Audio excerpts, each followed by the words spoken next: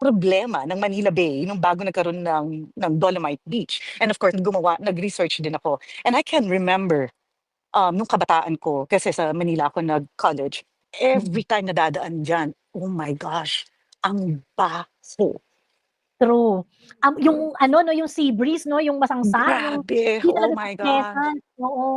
Hindi talaga, ang baho. And the number one health factor or risk in there is actually the fecal coliform. And what is the fecal coliform? Pupu, Dumi ng aka pupu, oo, aka dumi ng tae. tao yun, oo.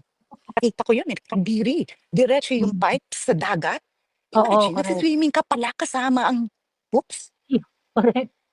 Actually, sa research ko, yung conclusion ko, Dolomite is actually just a cherry on top of the ice cream. Mm. Meron yang apa, meron yang yung mismong ice cream, at Dolomite is just a cherry. And I'll prove Mm. that now. So, yung Dolomite na yan, at ang pagsisave ng, not Dolomite actually, ang pagsisave or pagre-rehabilitate ng Manila Bay, it is a Supreme Court mandamus in 2008, directing Yes, 13 correct. agencies, right? Correct, And correct, this correct. is actually led by DENR. Mhm, mhm. DENR, they led, they enforced, and the water quality, they need to monitor. Kumbaga sila ang head dito. Yes, yung improvement, it happened during the Duterte's time, but Duterte himself, being the president, did not just wake up one day at naging engineer siya, at Mm. naging expert siya ng. What I mean by that is, yes, of course, he is strategic, he is the president, he needs to give the mandate, pero kumbaga, may team ka of expertise to do this. Hmm. So lahat ng sinasabi nila ngayon, and ako, as me, as being a project manager as well, nalilito ako na sinisisi nila sa Duterte.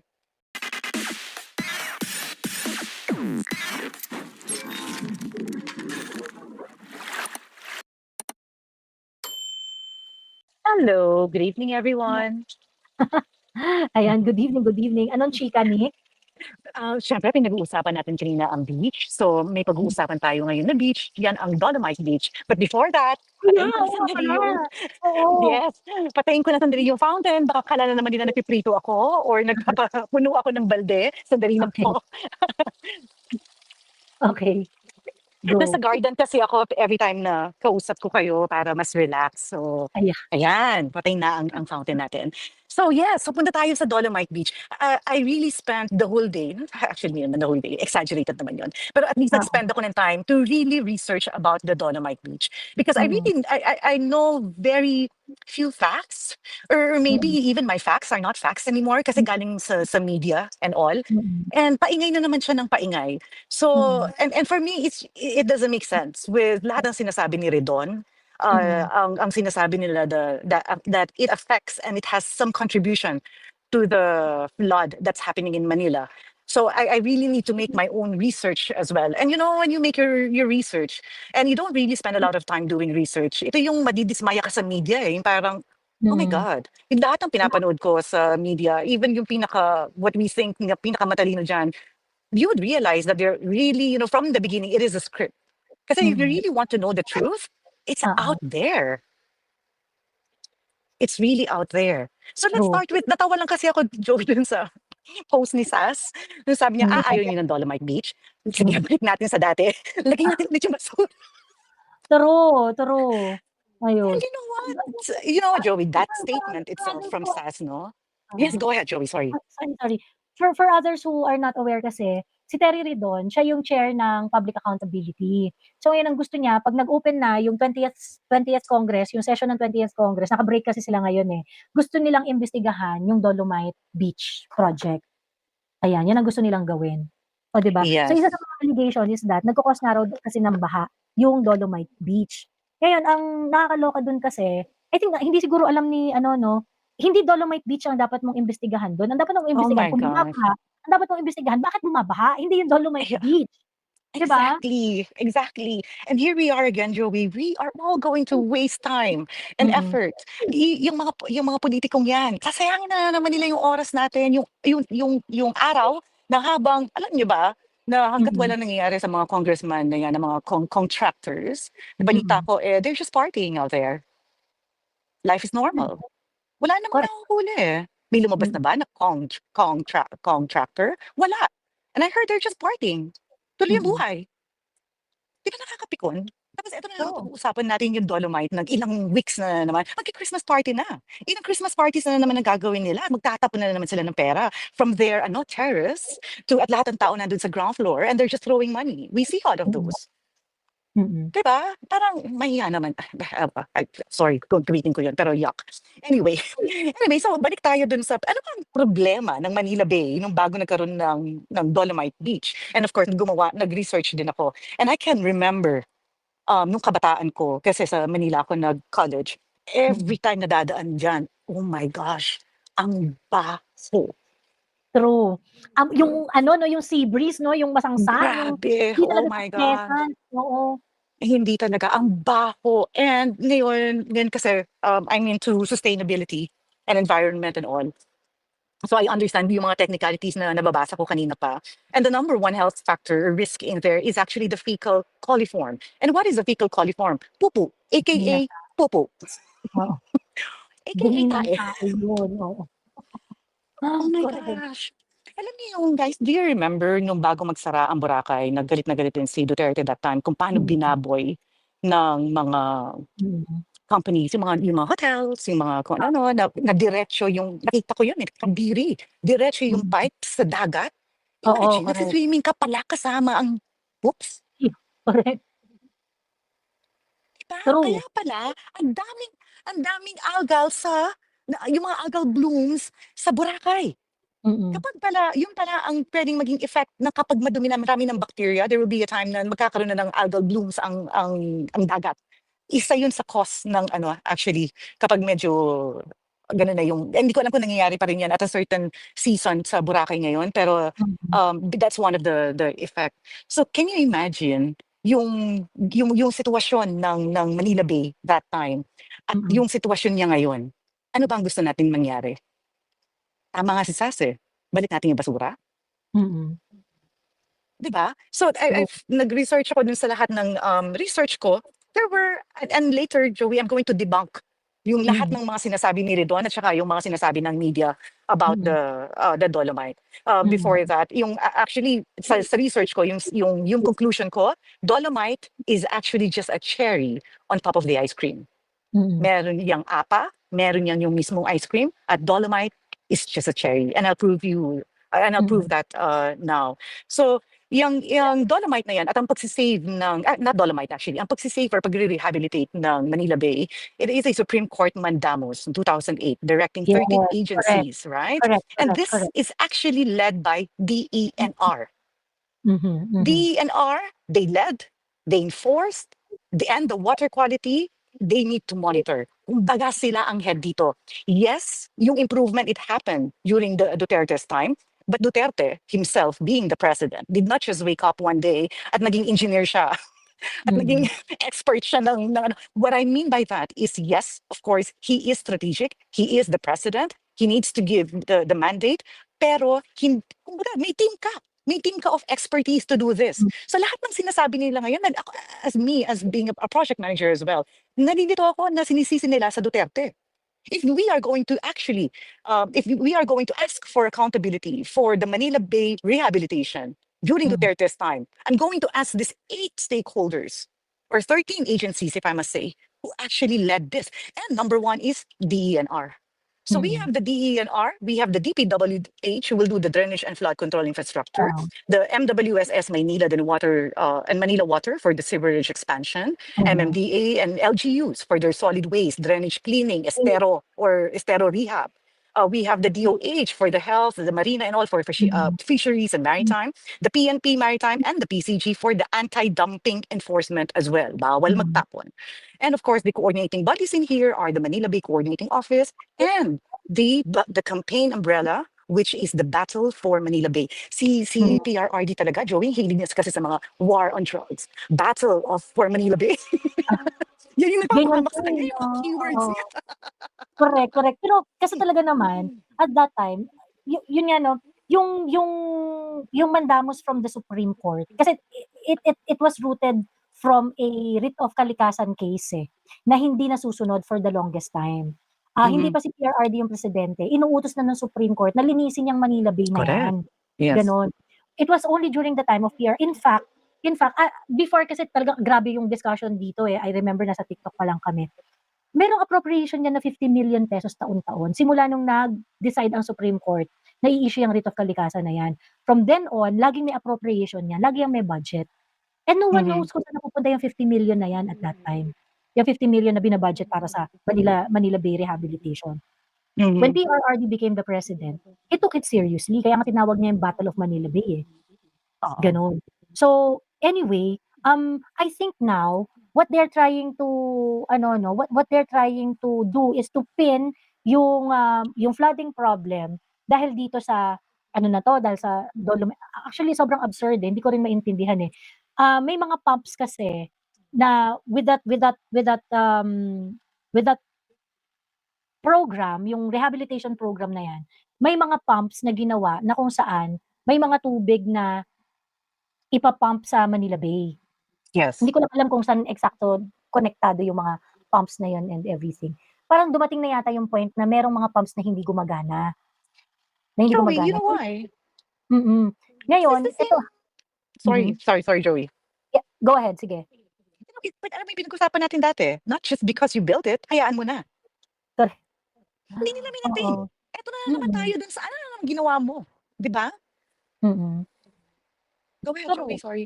So ngayon, ang inaano nila is dahil dyan sa project na yan kaya bumabaha. Kaya para ma-maintain yung parang siguro ini-impute nila na to maintain yung beach na yan, kailangan mo yung mga pumps na yon, and yung mga pumps na yon in one way or another is causing the flooding in some areas. Isa rin sa mga binibintang nila sa Dolomite Beach is that ang laki-laki raw kasi masyado ng budget para dyan sa isang facelift na yan. Napakalaki raw ng budget na ginamit, which is also something na parang ang weird. Well, yung unang problema nila na binibintang nila yung pagbaha because of the Dolomite project. Ang weird kasi parang alamin ninyo muna exactly kung bakit bumabaha. Kung ang bumabaha dahil hindi gumagana ang pump, hindi paganahin niyo yung pump. Diba? Bakit yung isisisi sa Dolomite Beach? Ngayon, ang laki-laki ng ginagastos sa Dolomite Beach, ganyan-ganyan. Is it worth it? Ganon.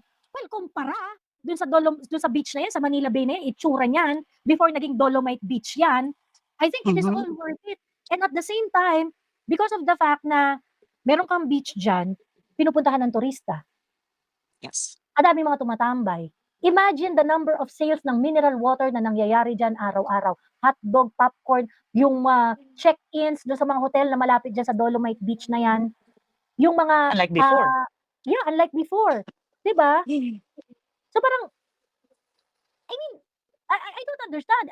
Sabihin na natin, magkano ba yung inaano nila na budget? 389. I'll know it later. I'm going to, what do you call this? Give you a cost later kung paano ginastos yung 389. Okay? Sige, so, ikaw na. Okay, so I'll proceed. So again, I was like thinking, was this only a one-off project? At Dolomite Beach, let's do a rehabilitation dun sa Manila Bay at maglagay na tayo ng white sand. Of course not. It is not a one-off project. And this is the reason why I was saying a while ago, this was just a cherry on top of the ice cream. So I said already a while ago, kung sino yung stakeholders, and those were the cup of that ice cream, imagine it. And the ice cream itself is actually the infrastructure that was developed along with it. Kasi kailangan sabay-sabay yan magawa. May pupuntahan lahat yan. It all started, and in my research, the infrastructure or the rehabilitation, the seriousness of it, of the Duterte administration, started in 2018. The Dolomite only installed in 2020. Right? So there you have that 2 years of span. And what did they do? They've actually improved the STPs. So even though there is still some sewerage happening, the pipes that still goes in there, at least this time treated na. Medyo malinis na, treated na. Hindi na yung kamukha dati na literally 100% literal. Yun, alam mo yun? So this expanded STPs facilities, their example is in Las Piñas, Parañaque, Pasig, Quezon City, and all, and with a modular and solar STP at Outfalls. So ang nakakonect up to date is actually 40%. Ilan pa ang hindi nila nakokonekta? 60%. So kung kapag binuksan nila tong Dolomite na to, people should be very, very critical as well of what is happening today from what started during the Duterte's time at kung nasaan na tayo ngayon. In terms of water quality, nung sinimulan nila to, from 2 million something ng bacteria na yon na sinabi ko kanina, in just a year, it went down to 528 million. from 20 from a super duper large amount to drop amount immediately just because of the Mm. improved infrastructure that we have. And then of course serious naman ang flood control and drainage that time. Remember, they were all cleaning per district lahat ng drainage, and naglagay sila ng pumps, nagdagdag sila ng pumping station din sa Manila Bay para dun sa Mm. flood control na ginawa nila. Then there's a Mm. very solid a system on solid waste, Mm. resettlement of the people na nakatira banda doon para hindi Yes. ma-pollute yung area. Mm. And of course, and last but not the least, in 2020, they have actually installed the dolomite sand. And what is this for? Ito yung kasing magkocontrol sa wave, sa energy wave ng tubig. So meron lang siyang Mm. help dun sa inflow. But really, it has no connection with flooding or any flood controller whatsoever. It is Mm. not the main infrastructure of flood control. It is actually a cherry on top of the ice cream. So Mm. ito yung yes, it was used for beautification of that area, but we can debate all night kung bakit siya kailangan. Hindi natin pwedeng i-debunk yung or sabihin na hindi yan immediately kailangan. No, we have to. Ano yung itsura niyan dati? Puro basura. Ano yan? Correct. Puro ganito. And So, hindi mo pwedeng sabihin hindi pwede. Dapat hindi ginawa. the moral victory in turning that dump site into a into a tourist spot, into a Yes. beautiful beach. Yes. That's moral victory to Filipinos, and wow, we can change it pala. Diba, And that's what they don't priceless. like, Joey. That's what Mm. they don't like. Actually, Mhm. the admin today, nagiging baggage sa kanila. Why? Mm. They need to maintain it, but it's not theirs. Mm. Yun ang political baggage nila. Mm. Mm. So kaya gusto nilang masira kasi nandyan siya. Nakikita ng tao, pinapasyalan ng tao. And this is a Duterte signature. They hate it. Oo, correct. If they're going to maintain it, they're just strengthening the vision of PRRD, and they do not want Yes. that. They do not want that. They do not want that. Kaya talagang as much as possible na kailangan nilang gawan ng issue, gagawan nila ng issue. Pero di ba wala naman tayong naririnig na, tapos, pag nanalo ka dyan, gagawin natin, balik natin yung basura. Wala naman tayong naririnig na ganun, di ba? Kung ano ang dapat nilang gawin. So the actual breakdown, Joey, ng 389 million na sinasabi nila, dolomite yung sand na to, 300. No, it's all fake. It's all fake news. So the engineering works and the purpose is the actual dolomite overlay and protection cost 28 to 30 million. Only The that. river, yes, the river and estero dredging upstream cost 100 plus million. And this is the sediment and pollutant removing feeding into the bay. And then the coastal protection, the breakwater revetments, kailangan mo yung pag-ano nun sa pag-protect dun sa para kapag maano ng malakas na ulan and wave, that costs this is the shoreline stability and anti-erosion measure. It costs 150 to 200 million. Yun ang doon napunta halos yung pera. And then the public amenities, the walkway, lighting, the access, and the visitor safety and public engagement, 10 million. Can you imagine? Bibigyan natin ng oras na pag-uusapan ng media at ng kung Congress and all for an amount of 389 million. Samantalang ang budget nila sa flood control is 1 billion a day. Correct. They wanted to talk about a project, a 300 million worth ng project na merong clear positive result na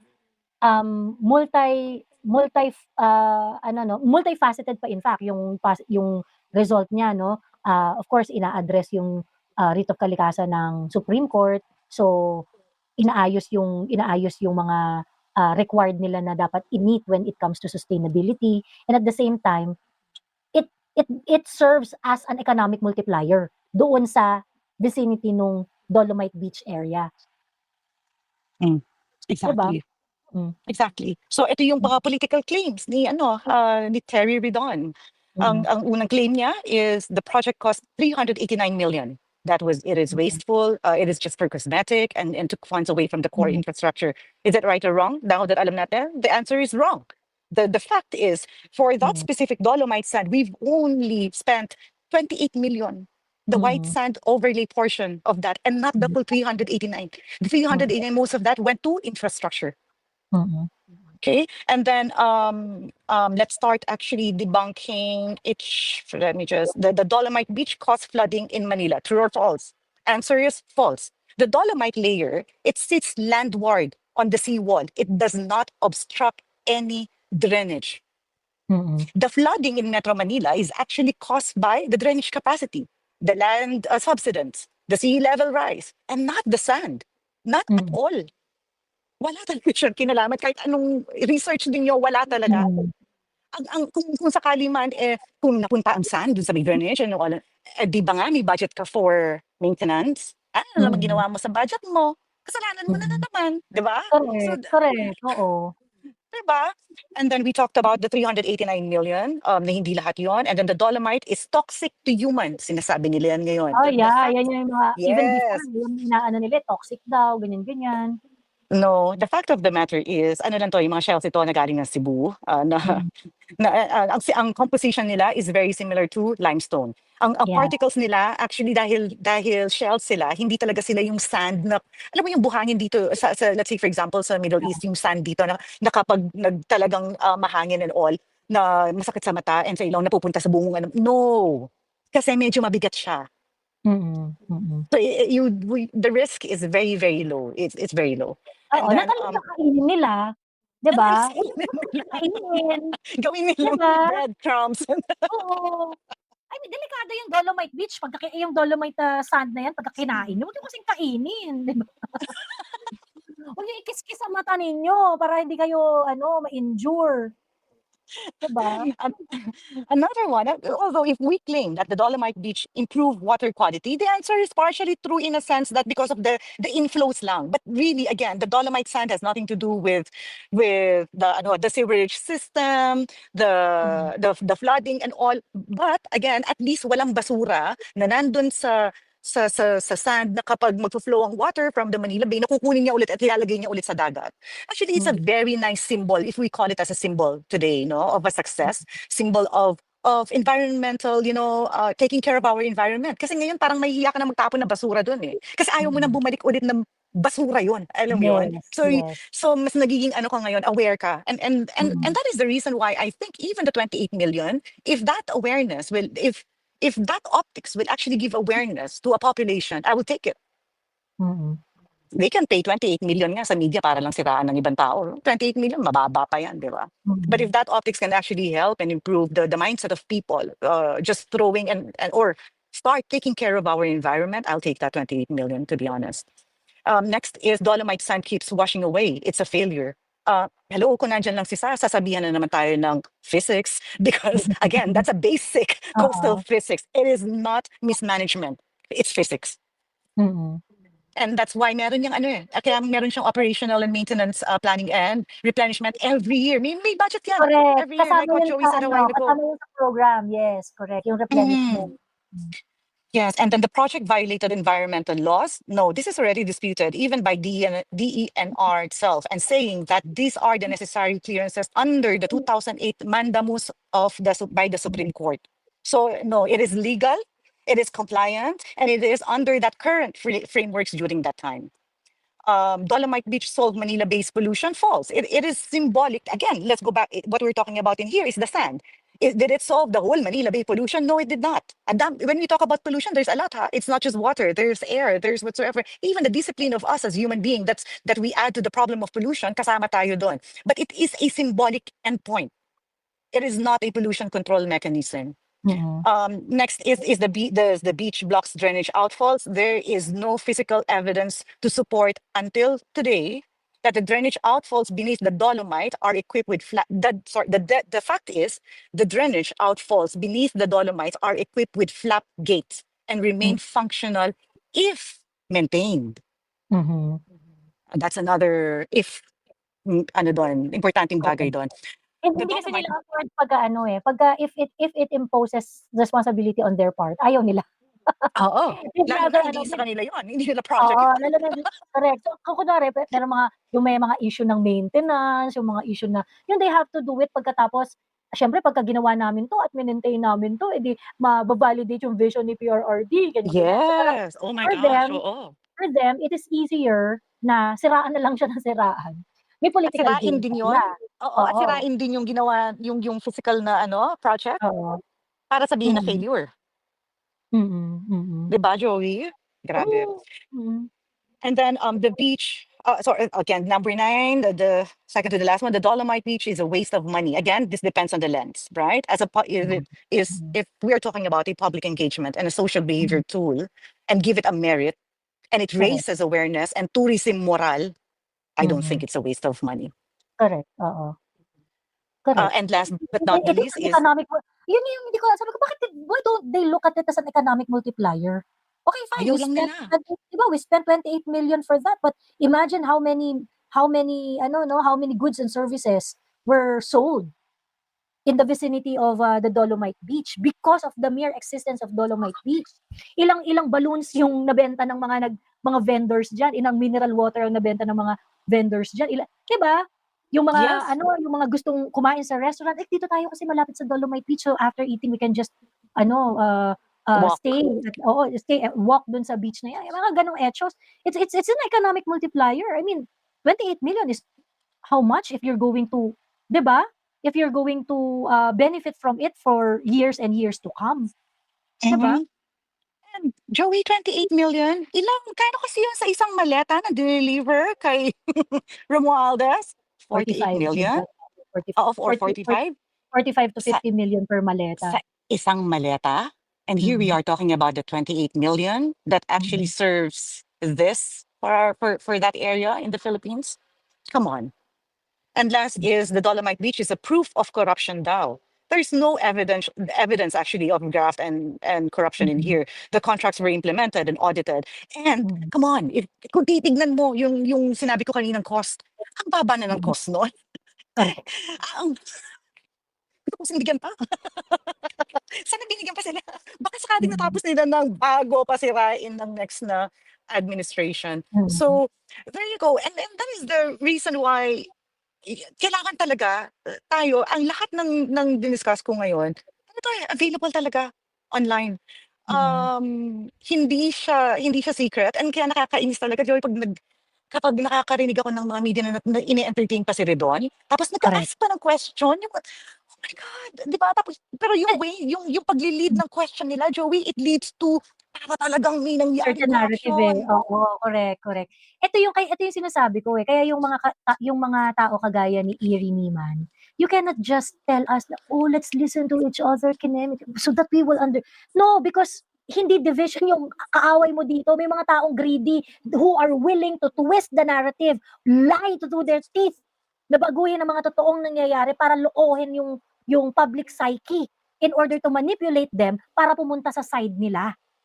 And if you do not have strong conviction, if you do not have strong resolve to find out the truth, maluloko ka. So it's not just about makikipag-usap ka, mag-usap tayo, magkaintindihan tayo. Kaaway ng Pilipino ang mainstream media dahil nagsisinungaling. Ang mga Grabe. nasa gobyerno na sa kapangyarihan. So hindi to maaayos ng mga parang hindi to maaayos basta-basta ng loving and very kind words na magkaintindihan tayo, huwag tayong mag-away-away. Kailangan talaga nating awayin yung mga sinungaling. Diyos ko, Joey, paano tayo magkakaintindihan at huwag tayong mag-away-away? Ngayon pa nga lang na, yung pinag-uusapan ng paulit-ulit about Notary Public ni Gutesa, Gutesa, nakakabobo na yun masyado eh. Mm. Diba? Yung, kaya hindi ko naintindihan din yung mga, paano tayo magkakaisa na even yung ganun na logic na pinapalaki ninyo, na even media, paulit-ulit na question. Oo. When in fact, Nasagot nila sino to ba? di ba? Diba? At saka Joey, sino ba sa atin? Even me, na-experience kong pumunta na para magpa-notary ng document. Never ko na-meet ang lawyer. Alam, wag tayong let's not fool ourselves. Even the people who were talking in there, since they're drivers only to go to what? Come on. Pupunta ba talaga si Ping Lacson sa Notary Public na maliit na kwarto at magpapanotaryo at hahanapin niya yung lawyer? I don't think so. Inutusan lang, ang masaklap pa doon, hindi siya yung pumunta doon, pero sa kanya yung document, yung driver niya nagpunta, ang pumirma yung ibang tao. We all know this. And, and yung media, non-stop. Tapos yung questions nila, Joey, nakakaano na, yung parang, come on. Di ba, let's all have matalino naman tayo eh. Bakit tayo nandito? At the end, anong gusto nating mangyari? Si Gutesa pa yung nasa kulungan? Wow. It doesn't make sense. And this is the same na ginagawa nila sa Dolomite issue, sa issue ni Gutesa, sa issue ng talagang ililihis sabi nila and sabi nga ni Marcoleta diyan, nakakatawa kasi si Gutesa hindi siya yung nagnakaw ng flood control project. Wala siyang exactly. kinalaman dun sa korupsyon. Ang kasalanan lang ni Gutesa is that nag-testify siya na merong mali-malitang pera na hinahatid siya kay Saldico at kay Martin. Exactly. 'Di ba? Tapos bakit siya na yung parang, ay siya ang numero 1 hindi mapagkakatiwalaan dito. Talaga ba?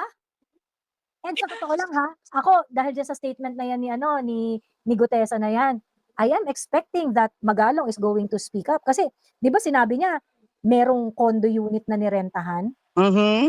It could be that. 'Di ba? Para anuhan ng I mean, but Magalong still not saying anything about it, 'di ba?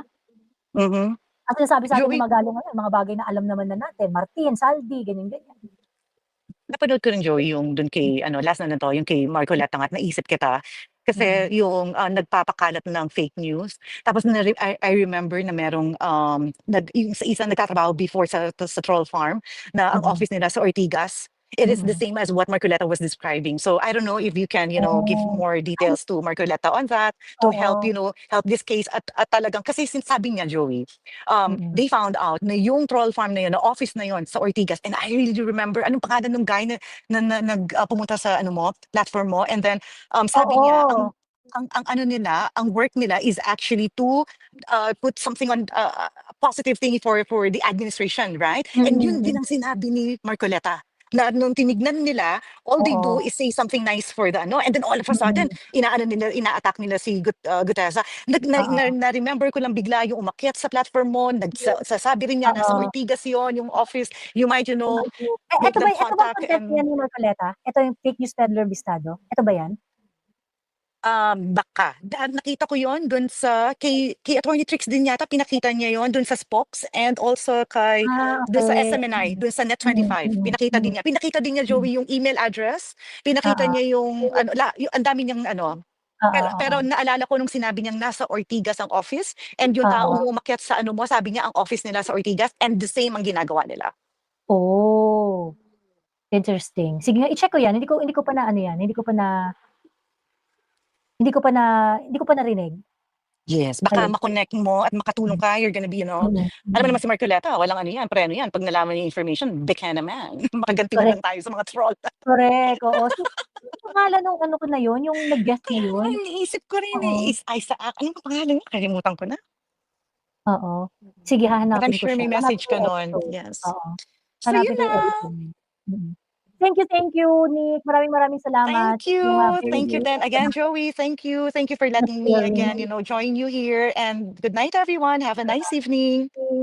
Good night, good night. Thank you. Thank you. Ayan. Okay. Hello, hello, Char. Hello, narinig Hello. ako? Yes, naririnig ka, malinaw na Isaiah, yes, Isaiah yung Isaiah, pangalan niya. oo. Oo, Isaiah. Yung taga call center. Correct. Isaiah, kung nakikinig ka, mapag-usap ka uli sa'min, char. Ayan. Anyway, go. So, maayong gabi, Miss Joy and everyone else. Napaka-informative ni Madam kanina. Sana Yes, i-repost mo yung ano niya. oo. Itag Yeah. natin yung ano niya, part Ang dami niya. kong notes. I don't know where to start, but I'll start with the Dolomite issue kasi I remember how disappointed I was during yung naging big issue yan kasi marami yung mga critics from UP and supposedly they should be the one who should know better, no? Kasi it's supposedly the best school in the Philippines. Pero what happened? True, Bobo lang. true. I remember grabe rin yung research na ginawa namin niyan ni Kuya Miko, eh. Kasi, ang tawag dito, I remember parang inaano pa nga namin yun yung kasi inaabangan natin yun noon yung ano, eh, yung E. coli level. Mm. 'Di ba yung parang tinetest nila regularly yung E. coli levels, pababa ng pababa, yung ganyan-ganyan. So, ayan konting ano na lang, ganyan-ganyan. Mag-aano na, magiging acceptable level na yung E. coli dun sa Manila Bay. Ang init nung discussion niyan sa TikTok nun before and yan yung isa sa mga point of contention kasi nga yung UP, isa sila sa mga Maingay. Mga scientist sa UP, yung mga professor, wala. Are you still there?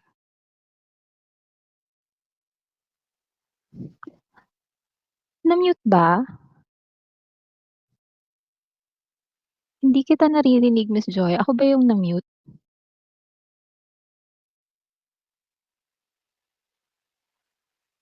Walang sound?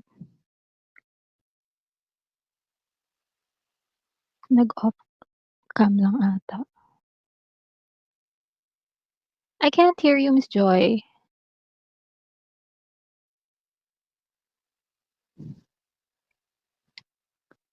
Walang sound.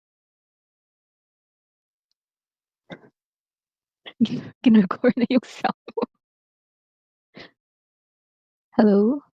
Naririnig ako. Naririnig niyo ako? Can you confirm? Charot. May audio ako sa YouTube.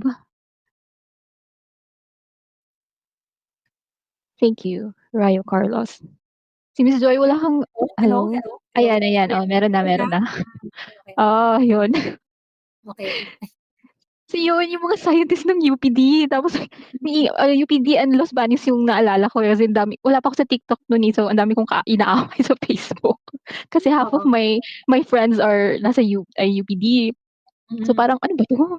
So I was thinking kasi as a Mindanaoan who moved to Manila during that time, parang iniisip ko, ano bang gusto niyo kung ayaw niyo ng Dolomite? Naalala mo yun yung Gusto niyo study yung pa nila? smell?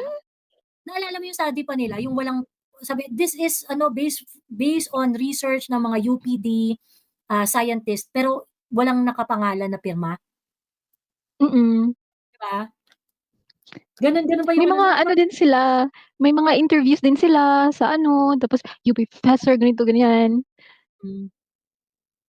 So, Pero yung actual napaka study, yung actual paper na pinakalat nila, walang nakapirma dun. walang pirma. How is that valid kung walang walang pangalan dun? Exactly. Di ba Imbento lumabas ng research. na mas magiging ano daw yung mangroves, ganyan, mas magiging detrimental daw yung pagtatanim ng mangroves kaysa yung plano raw na pagtatanim ng mangroves. Kasi parang mas ano raw yan, mas nakakasira raw ng kalikasan. May mga ganun silang etos nun eh. Ngayon, Bakit sino masama magtanim masinghot ng ang mangrove? dolomite. Yan, may mga ganyan sila nun eh. Masama raw masinghot ang dolomite, ganun.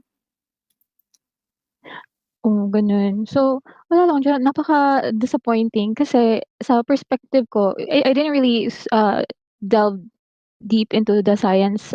Yung iniisip ko lang nun is ang ganda ng sunset ng Manila Bay. And that's the reason why pumupunta kami dun. Pero ang baho talaga, like unbearable yung smell, 'di ba? Like kadiri talaga. So iniisip ko, why bakit napaka-against niyo? Tapos, napaka-beneficial yung horizon gazing kasi diba Metro Manila is so compact na if you don't live in a condo, high-rise condo, wala, yung nakikita mo talaga yung maliit lang, nakaka-stress yan, eh. It adds to the stress. Correct, Oo. correct. Kaya ang ganda nung 'di ba yung green fields sa Mandaluyong kasi Mm. may open area siya which is very yung lacking talaga sa Metro Manila. So may matatanawan ka. Sa Manila Bay din yung horizon gazing, na walang hitsura nung ano basura. Tsaka walang baho ng basura at saka nawala din yung mga ang dami kasing beggars dun before 'di ba, Miss Joy, like Oo. tumatay sa daan, nawala din yun, nalinis 'di ba? Mm. So yun, hindi ko ma-gets yun. Parang iniisip ko well, obviously it's part of destroying PRRD's legacy, 'di ba? Pero Oo. I think we should push back as Hard. as Duterte Oo. leaning supporters. Na we should push Oo. back na their narrative is very anti-Filipino. Kasi ano bang gusto niyo? Exactly. Yes. Oo, ang backwards eh, 'di ba? Ang backwards eh. Hmm, Even if, let's say, no, kunwari, without submitting to their argument, let us say na, o sige, meron yan na corruption issue. Sabihin na natin na, yung mga claims nila, may corruption issue, it's not very efficient, it's not, ganyan. Sabihin na natin, without submitting that there is truth dun sa mga claims na yun, talaga, Dolomite yung uunahin ninyo, sa dami ng mas bigger problem na meron tayo ngayon, eto ang nakita ninyo na kailangang i-prioritize at kailangan na malaman natin step by step and whatever. In terms of prioritizing the problem na meron tayo ngayon, I don't think Dolomite Beach is the one that's supposed to rank at the top of the priority. wala. Hindi talaga siya Una-una, priority dapat. una-una, meron kang positive result. Okay, sabihin na natin na kunwari, meron kayong issue on corruption dyan. But this is not the number one corruption issue. Because at the most, we are just talking about 28 million pesos dito. Sabi nga kanina ni thank you for the refresher, Miss Nick, But if they're saying na merong corruption dito sa Dolomite Beach, where the space for corruption is only 28 fucking million. You want to use all the resources of the House of Representatives for the fucking 28 million? Magkano yung daily expense ng isang hearing, 'di ba, Miss Joy? Million yun, 'di ba? Isang hearing. Million yan. Well, you're paying the consultants, you're paying for their water, their meal, of a lot Electricity. of people, electricity. Di ba? Magkano yung hearing nyo dyan per day? Babayaran nyo pa ng per dime lahat ng mga members ng committee na yan, lahat ng consultant, lahat ng mga researchers, lahat ng mga, pati stenographer. Diba? And probably if you're going to, kung kunwari, ang gagawin ninyo, yung katulad ng pag-investigate dun sa, na Quadcom na halos tumagal ng ilang buwan. Definitely, yung 28 million na yan would be the same amount na gagastosin nyo para i-investigate kung tama bang nagastos yung 28 million na yan. Diba? True. Yung 28 million na yan, sabihin nyo na, kunwari, sabihin nyo na merong corruption dyan sa 28 million na yan. But the economic benefits that we were able to get out of that, sulit na sulit na. Diba? Pagkatapos ngayon, manginginig kayo na, ay hindi, imbestigahan natin. So parang, talaga, no, yung, it's really about destroying the legacy of PRRD. There's nothing in it except that. They want to hit two stones. Mm-mm. They want to hit two targets with one stone. It's destroying PRRD's legacy and also gusto na diba, use this as distraction kasi I don't know, they want to extend the whole flood control thingy para to makapalinis pa sila and all. Ang ginagawa talaga tayong, I mean, we all know na ginagawa nila tayong tanga pero it's so blatantly obvious na even na siguro if even if you're not smart, no, wala kang education, no, ganun ba, pero may common sense ka, alam mo yung taktika nila. So yun, Miss Joy. So I have some points here. Yung first, yung tourism natin. Kasi ito na yun ito na yung impact ng incompetence nila that we have been talking about since, I don't know, for a long time, since BBM took office, si Prasco took office. Kasi yung question ko lang dito, sino ba talaga yung target market nila? Kasi sino ba target market ng DOT? Kasi obviously, it's not China, kasi napaka-anti-China nila. And definitely not us. Kasi parang hindi naman yung locals yung target nila 'di ba? Kasi if tayo yung target, then they should have focus on maintenance. Kasi ginawa na nga ni PRRD during his term pinaganda nga yung Boracay, gumawa na siya ng Dolomite, gumawa na siya ng maraming the infrastructure development or roads sa mga bukid-bukid, tsaka yung mga yung mga malalaking ports. Although nasira some of them during the storm, pero they were able to fix it back. So, yun. So, why? Ba't ganito? Bakit naging 3 million na lang? So, obviously, ito na yung result ng napaka-anti-Chinese policies natin. On top of walang maintenance and all that. Kasi all of these are the same issues we've been talking about before 'di ba? Yung transportation issue, napakamahal na accommodation, or it's the same thing. We should have been solved na by now. It's the culmination of the monumental fuck up of BBM admin. Kasi nga, how can you fuck up the tourism in Bohol and Boracay? 'Di ba? Sobrang ganda niyan Sobrang ganda niyan. I mean, monumental fuck up to on their part. Kaya nangyari yan sa Bohol at saka sa Boracay. You know what? Even Bohol, kahit naman dati medyo expensive na talaga yung Bohol However, marami pa ring turista. Marami pa ring nagpupuntang mga turista. Marami pa ring mga marami pa ring mga dumarating na mga yung parang they still see some some benefit going to Boracay and Hello, Sasper. Si Sasper, papa-end live na ako sa darating